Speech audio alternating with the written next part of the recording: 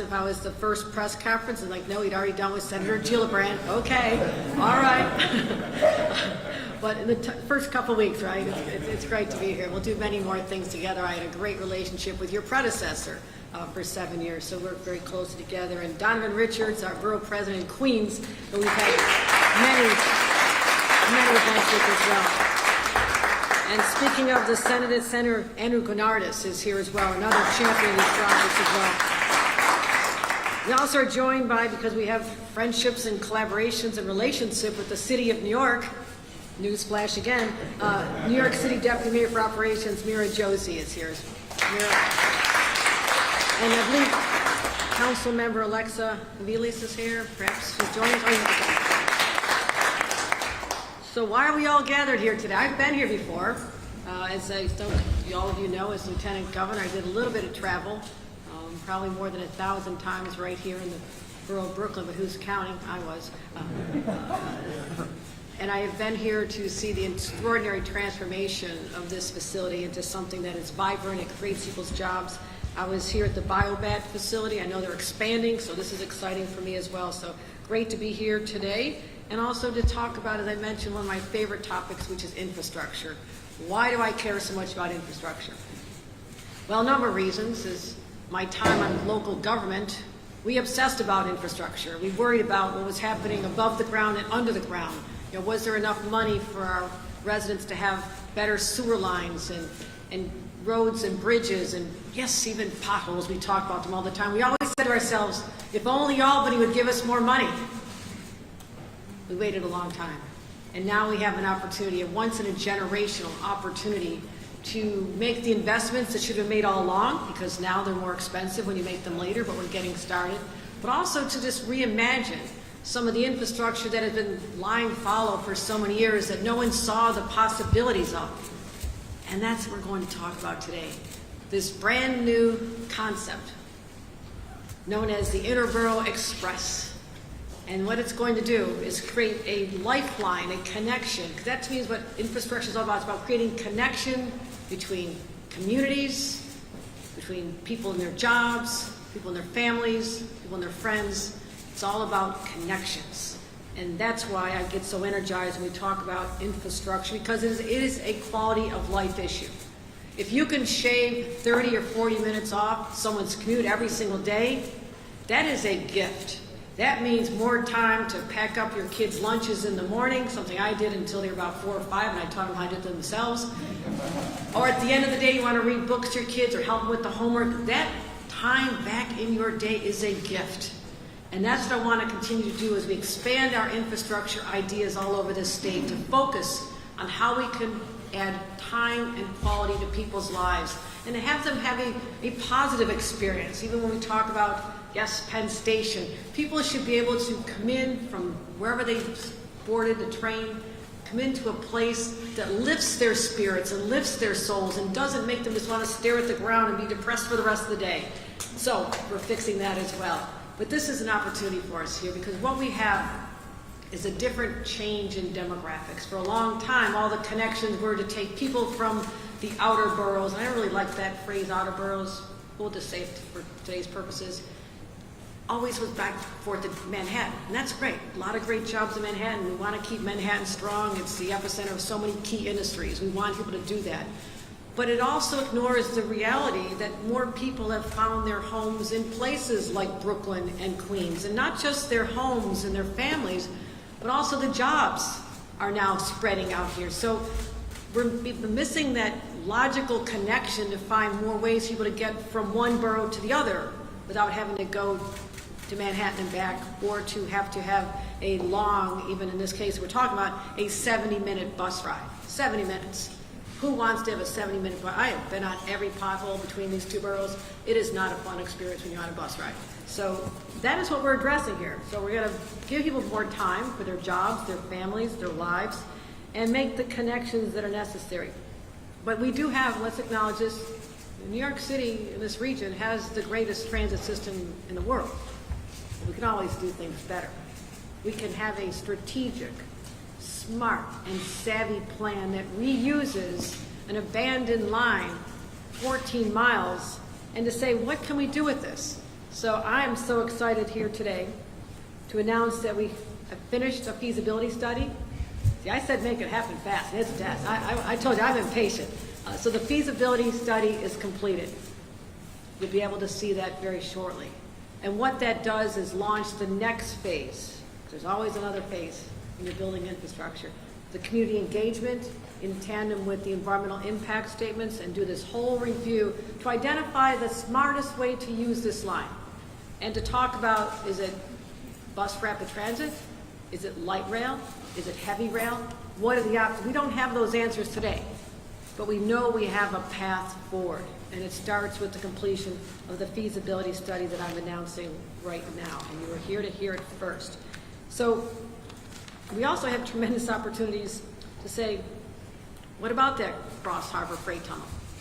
And if this line, and which we're heading toward, can be designed to be able to accommodate commuter traffic as well as freight, the benefit will be to get more trucks and cars off the roads, something that we know is better for our environment, because everything we're going to do is have an eye toward not today, but also the future of our environment. And so that's why this is smart as well.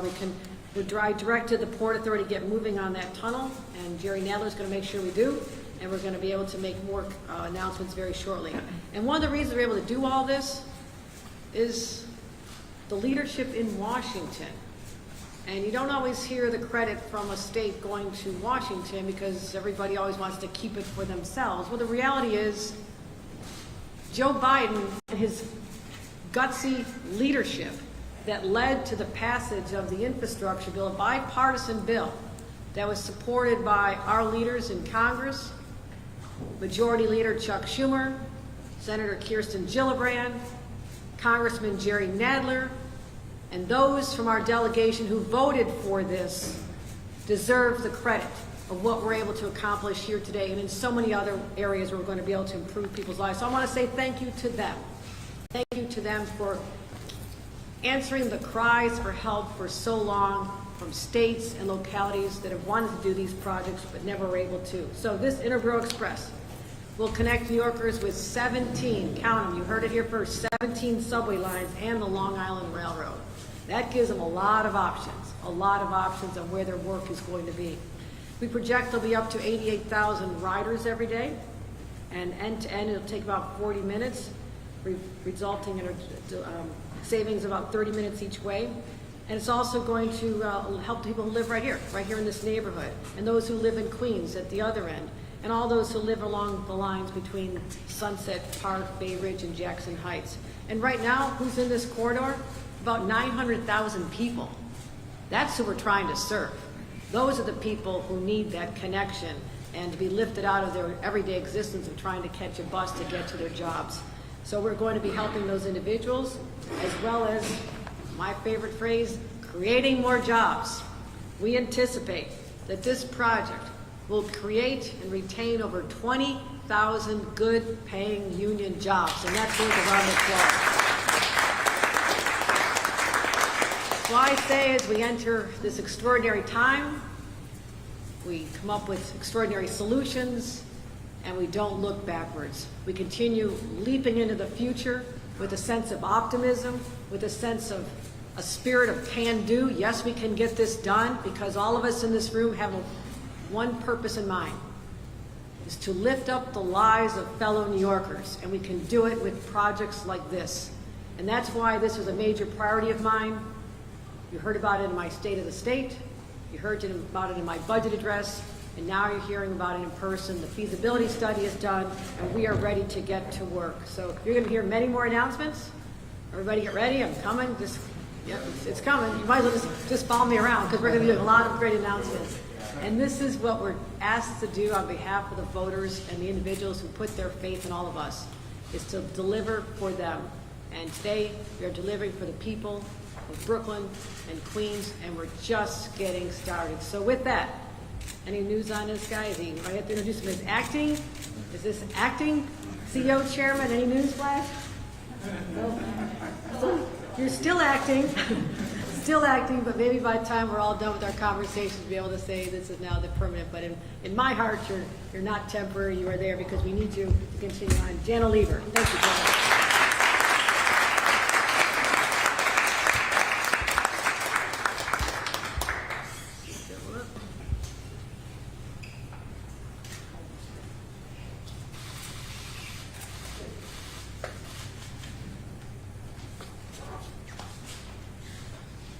Thank you so much, Governor. Thank you for your leadership, and thank you for taking ideas and getting excited so quickly and turning them into reality. That's why we're here today, is because an idea that had gestated for some time out there in the think world, and the MTA had started to look at, you grabbed, and you said this is the time to do something that's transformative and really takes account of the way the world is changing. So thank you for your leadership.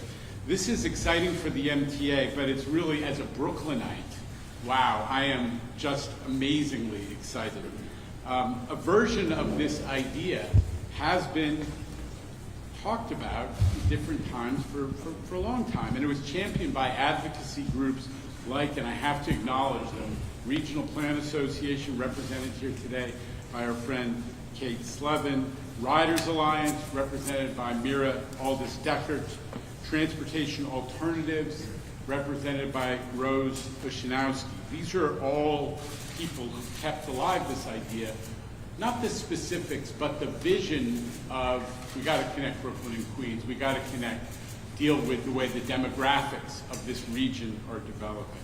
But we're also here, and I'm going to talk about Congressman Nadler's role in a moment, but because the Port Authority, in tandem with the Congressman, has been working on this idea of freight, and that we came together to prove to ourselves and to the world that a meaningful, revived passenger corridor on this right-of-way could coexist with the radically transformative freight vision that Congressman Nadler and others have been talking about for quite some time. And I also want to acknowledge my dear friend and predecessor, Joe Loda, who's here not just because he is an MTA legend, but also because he represents, he is the leader of the NYU Langone Hospital System, which has a big outpost right here at what I still call Lutheran, but it's part of NYU.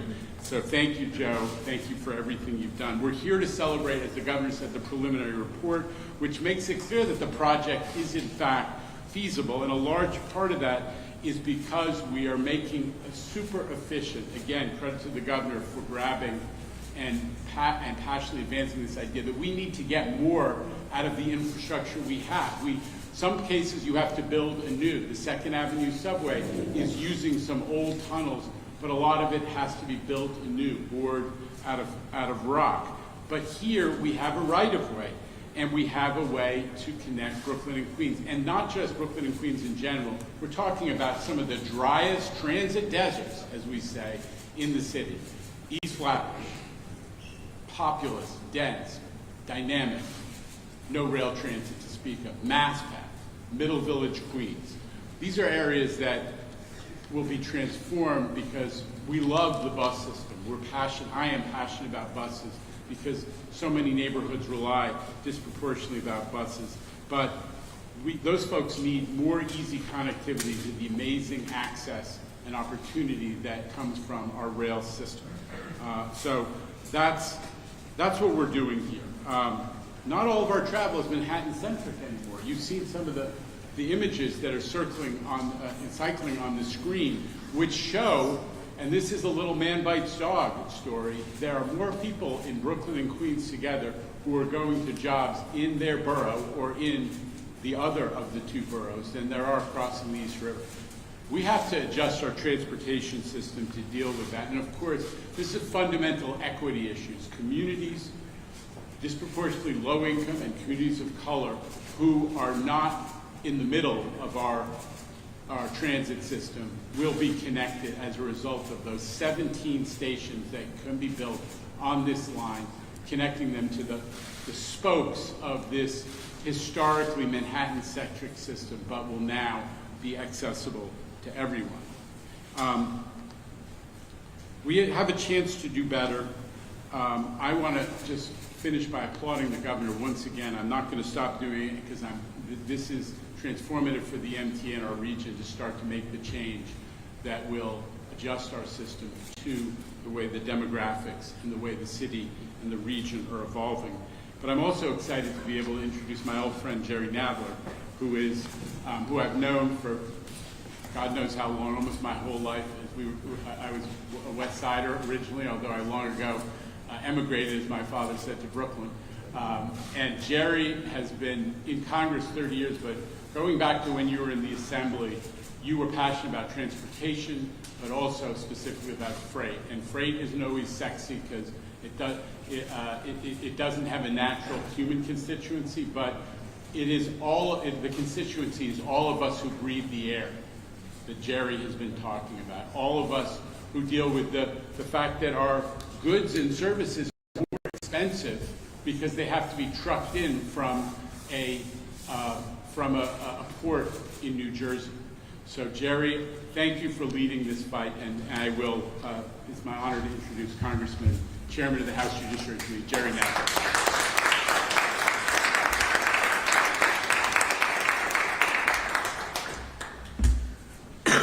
Well, thank you very much, Jano, for that introduction.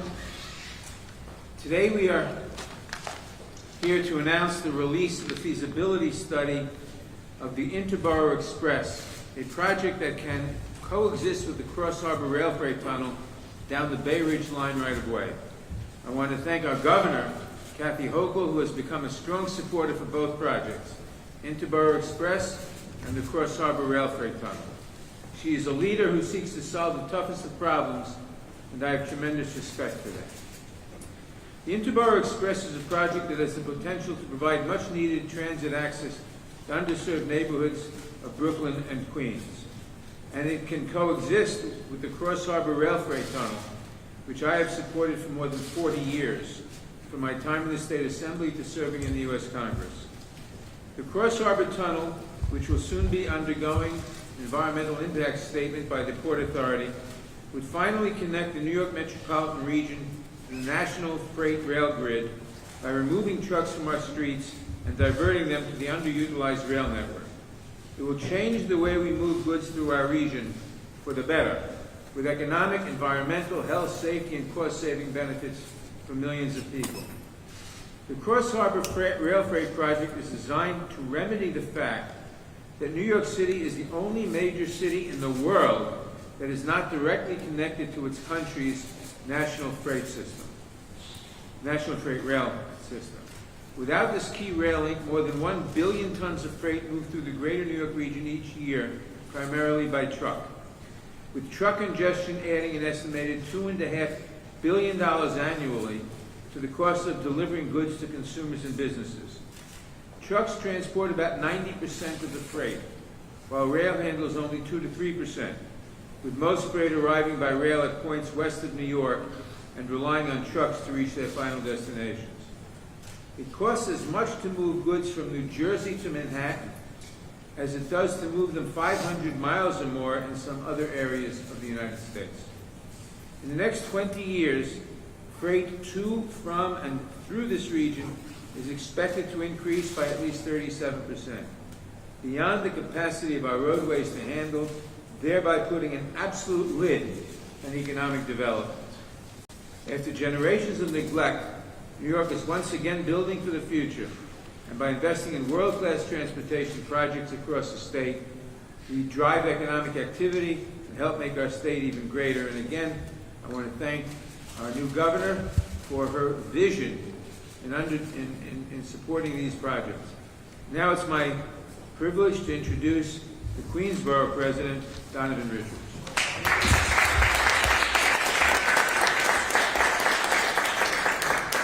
Thank you, Jerry. And first, let me start by thanking the governor for her vision. And, you know, it's very difficult to get to Brooklyn, but I'm happy that my passport was stamped. You know, the governor is bringing everybody together.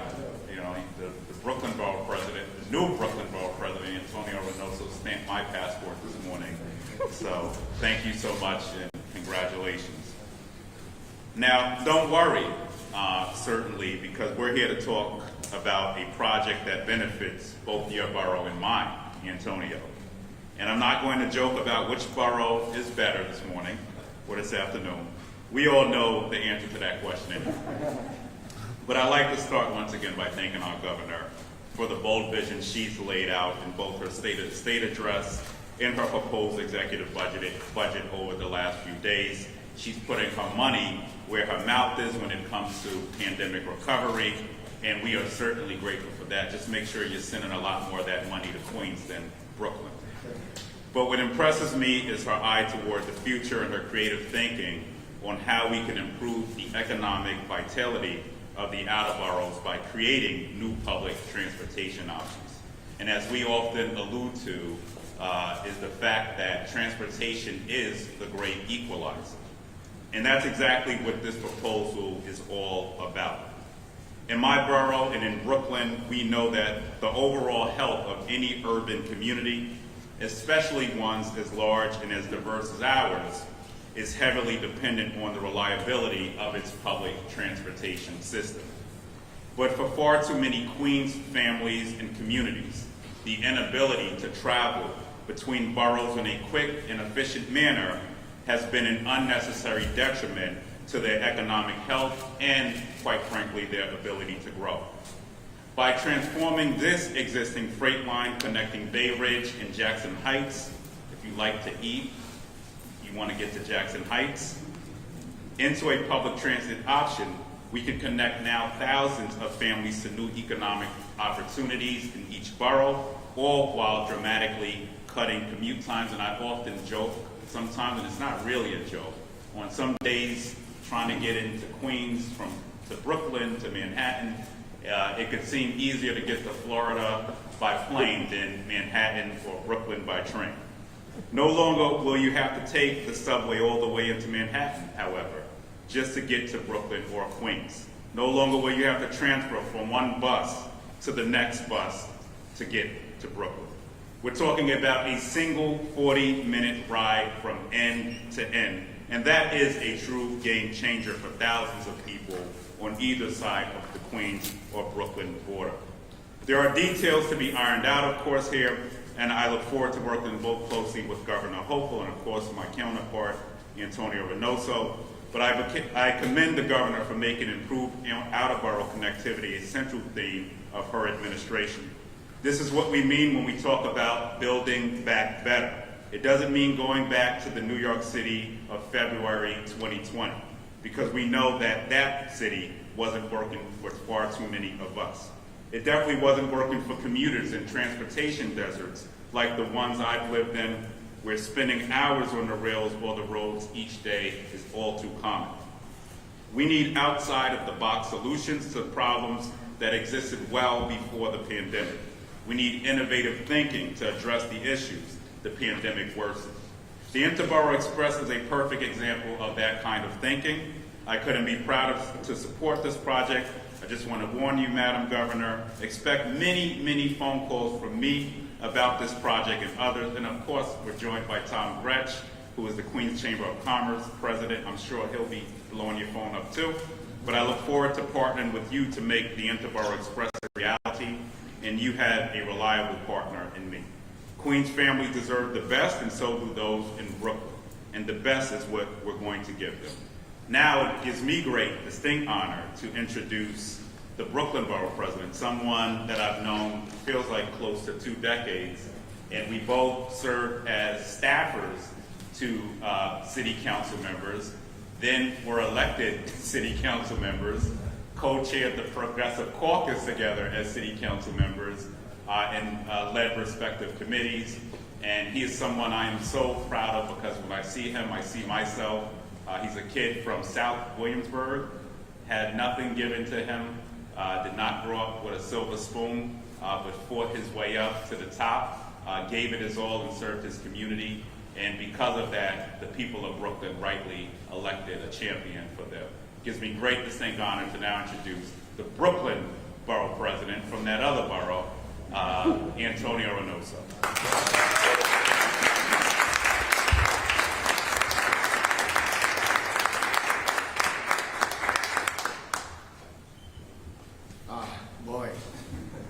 First, very happy to be here. The center of the universe that is Brooklyn.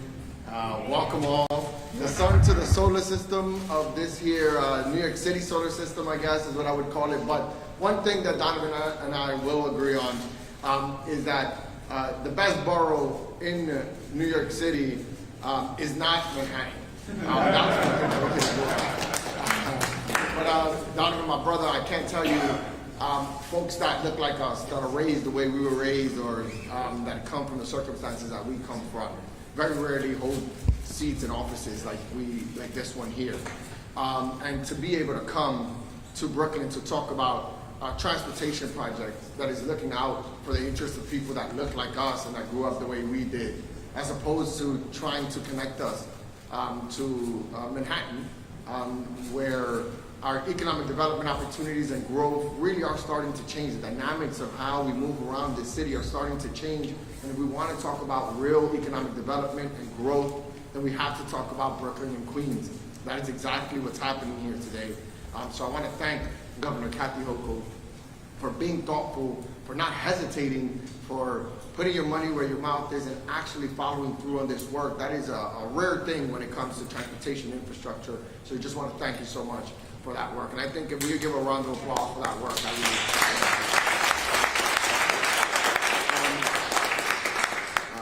let's really talk about it and be honest. We are a growing city that is going to need to change in a dynamic and quick way how goods and people are moving around in the city of New York. It has to be done. We know that the way we're receiving our goods now is a lot different than the way we were receiving it 20, 30, and 40 years ago, even 5 years ago. And the freight line and the work that we're doing when it comes to freight is extremely important and significant. It's something we can't lose sight of.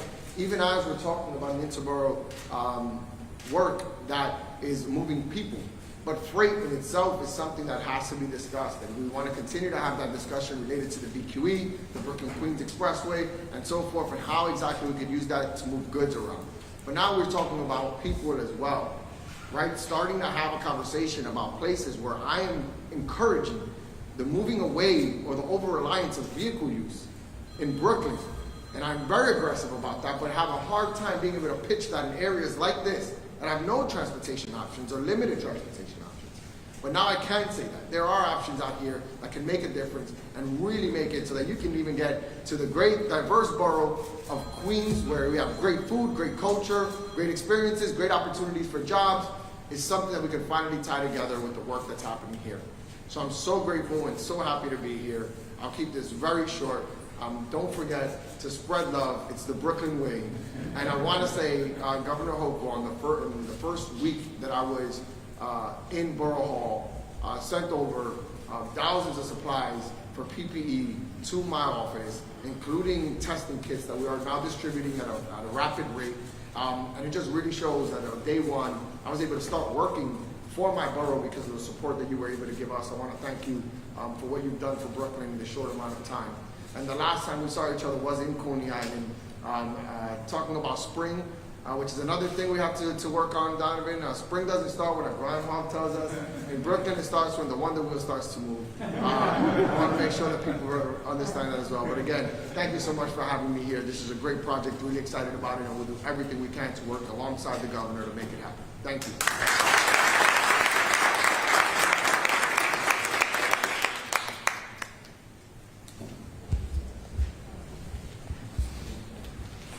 Mark the calendar.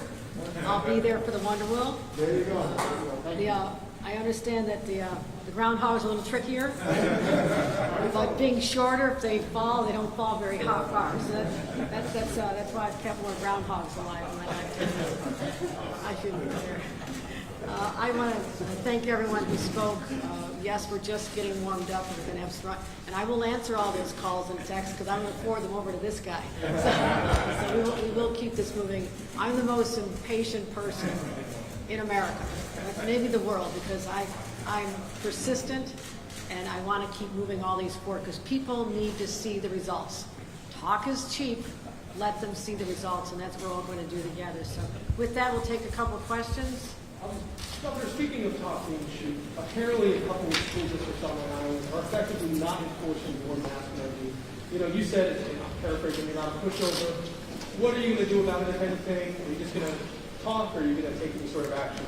No, we have been very strong in our statement that we understand frustration, but the reality is these masks are keeping people safe and alive, and that's why we can have our children in schools. In other parts of our country, the children are being isolated back home again and relegated to remote learning. We have been focusing on keeping kids in school, and it is very disappointing, and we are looking at our options. I'll just say that because I'm not going to telegraph here what our plans are, but I take this very seriously, and I believe that the school districts have a responsibility to follow what has been set forth as a well-thought-out strategy, a policy, and state education department will be in communication with them. Are you going to funding? Governor, how long is this going to take to build? How much do you expect it to cost? And how do you foresee dealing with conflicts with the New York Atlantic Railway, which also uses this track? All the timing and the costs will be revealed once the environmental impact study is done, but there are some early estimates. Go ahead, Brett. We don't want to say, we don't want to be held to a number because right now it could change. We'll at least give you some estimates. Clayton, you know this. We haven't even done design work. What we're doing, we did a feasibility study. So throwing a number at that is probably not responsible or realistic or fair to the public. I think what we can say is there are three options in terms of the different formats of this transportation system. Bus rapid transit, light rail, and heavy rail, which would be more akin to commuter railroad. We think it is depending on which mode is chosen, complex real estate issues, because there are some areas where we need to acquire additional space to make sure the right-of-way is wide enough for all the services we want to put onto it, but it's a 3 to 5 year construction project. The governor does not like me talking about that duration because she is literally super impatient about our ability to deliver projects quickly. That is the range that we think. But the point is, this is a vision that's been sitting around. Governor, they stopped passenger service on this line in 1924. It's been sitting here. If you walk out there, there are still platforms out there. There is evidence of the fact that this was once a passenger line as well as a freight.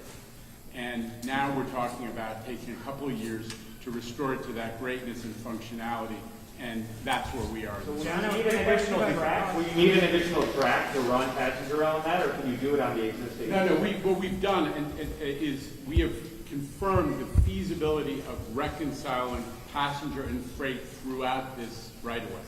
There are some areas where we need to capture a little bit of real estate that actually has been there have been some incursions into it by adjacent uses, blah, blah, blah. But we're ready to do it, and passenger and freight can coexist on this line. General, keeping costs in line, did you know the previous subway projects like the Second Avenue subway are among the most expensive in the world? What other than the fact that it's an existing rail line will you do to keep costs in line this time around? All right, well, the first thing is, as the governor's emphasized, reusing existing infrastructure to get more out of it is the core strategy for saving money. So we've got a right of the real estate. You don't have to dig a hole, dig tunnels.